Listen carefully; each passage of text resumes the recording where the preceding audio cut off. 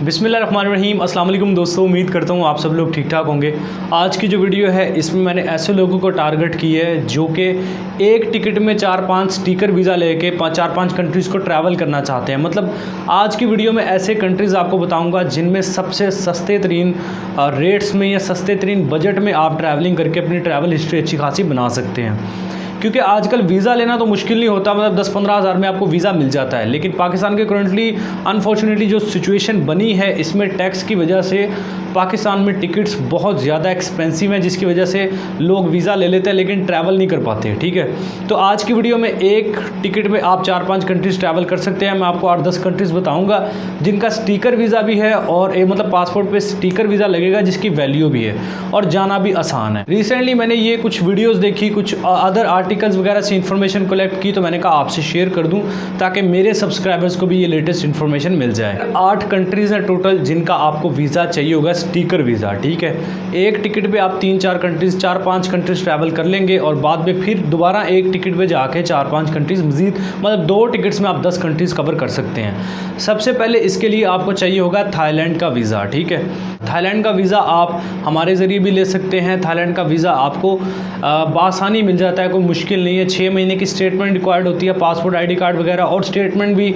जैसी तैसी है चला दें। मतलब ये है कि यार एक टूरिज़्म कंट्री है, वीज़ा रिजेक्शन के चांसेस सिर्फ 5 से 10% होते हैं। वो भी इन केस अगर आप ब्लैक लिस्ट नहीं है या फिर आपका कोई क्रिमिनल रिकॉर्ड नहीं है तो वीज़ा आपका रिजेक्ट नहीं होता, आप जैसी मर्जी स्टेटमेंट लगा दें। ठीक है, लेकिन उसमें बैलेंस होना चाहिए, ये कंपलसरी है, ये नेसेसरी है। आपके अकाउंट में 5-6 लाख रुपया या कम से कम 5 लाख तो होना चाहिए। ठीक है, तो वीज़ा आपको थाईलैंड का आसानी से मिल जाता है। पहली आपकी डेस्टिनेशन होनी चाहिए थाईलैंड, मतलब पाकिस्तान से आप जाएंगे थाईलैंड, और टिकट भी आपको पाकिस्तान से थाईलैंड की ही चाहिए होगी। ठीक है, अब आपने समझना है कि आपने ट्रैवल करना कैसे है। थाईलैंड का आपने वीज़ा ले लिया 1 महीने का और थाईलैंड की ही आपने एक टिकट परचेज़ कर ली पाकिस्तान से थाईलैंड की। उसके बाद जब आप थाईलैंड वहाँ पे पहुँच जाते हैं तो थाईलैंड में ही आपको कंबोडिया का स्टिकर वीज़ा मिल जाता है, जो कि आप थाईलैंड में मौजूद कंबोडिया की एम्बेसी से आसानी से ले सकते हैं। ठीक है, कोई ख़ास डॉक्यूमेंट नहीं है, पासपोर्ट ID कार्ड वगैरह ही आपका लगेगा और $55 इसकी फ़ीस होगी, $55 फ़ीस होगी।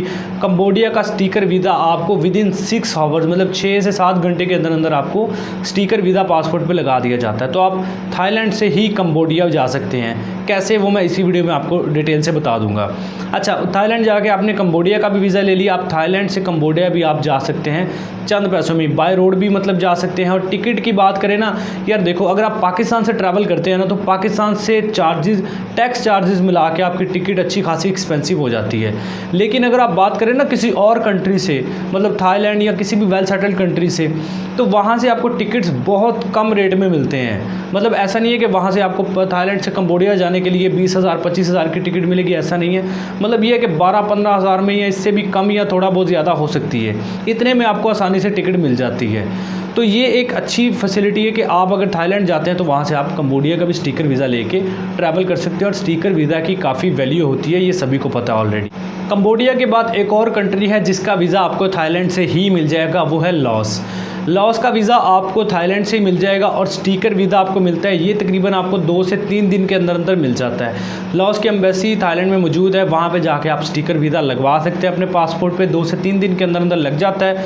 और आप ईजिली वहाँ से कंबोडिया से भी जा सकते हैं लाओस, और थाईलैंड से भी लाओस जा सकते हैं। ठीक है, मतलब यार ये है कि ये कंट्रीज साथ साथ हैं, जिसकी वजह से यहाँ पर आपको टिकट्स के रेट इतने मिलेंगे जैसे आप बस में सफ़र कर रहे हैं ना।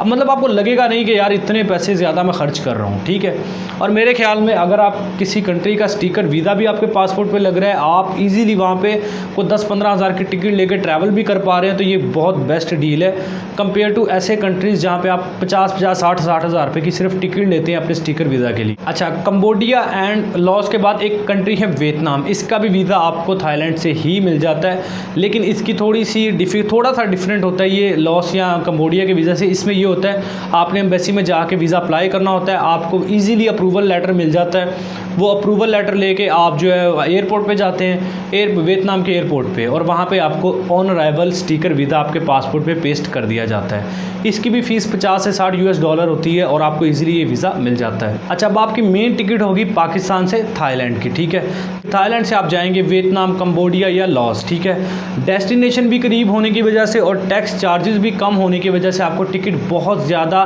सस्ते में मिल जाएगी। तो ये 4 से 5 स्टिकर वीज़ा आपके पासपोर्ट पे पेस्ट हो जाएंगे। एक मेन टिकट आपकी पाकिस्तान से थाईलैंड की लगेगी जो एक्सपेंसिव होगी।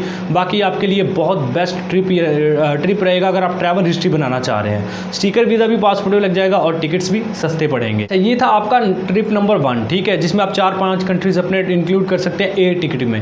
अब दूसरा जो ट्रिप है वो है हमारा सेंट्रल एशियन कंट्रीज़ का, जिसमें ताजिकिस्तान है, किर्गिस्तान है, उज़्बेकिस्तान है। इस तरह ये 4-5 सेंट्रल एशियन कंट्रीज़ हैं जो कि साथ साथ हैं।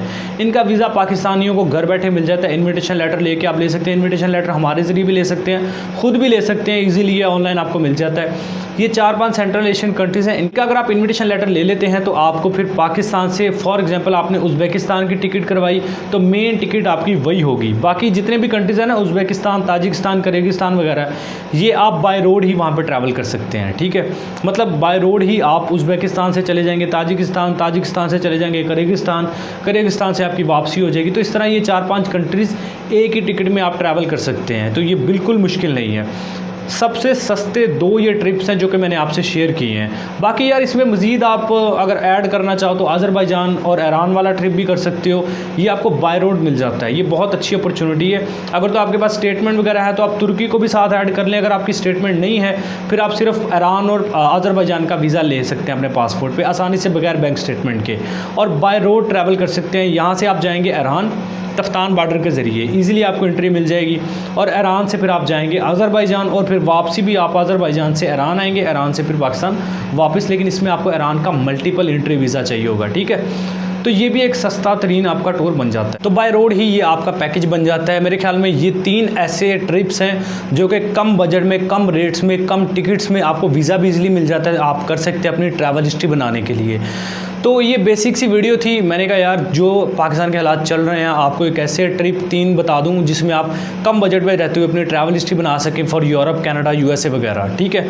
आई होप सो आज की वीडियो से आपको काफ़ी आपके लिए हेल्पफुल रही होगी, कुछ नया सीखने को मिला होगा। अगर वीडियो पसंद आई है लाइक करें, चैनल पर पहली दफ़ा एवरी विज़ा यूट्यूब चैनल को सब्सक्राइब करके बेल आइकन प्रेस करें। अपना बहुत सारा ख्याल रखें। मिलते हैं नेक्स्ट वीडियो में। टेक केयर, अल्लाह हाफिज़।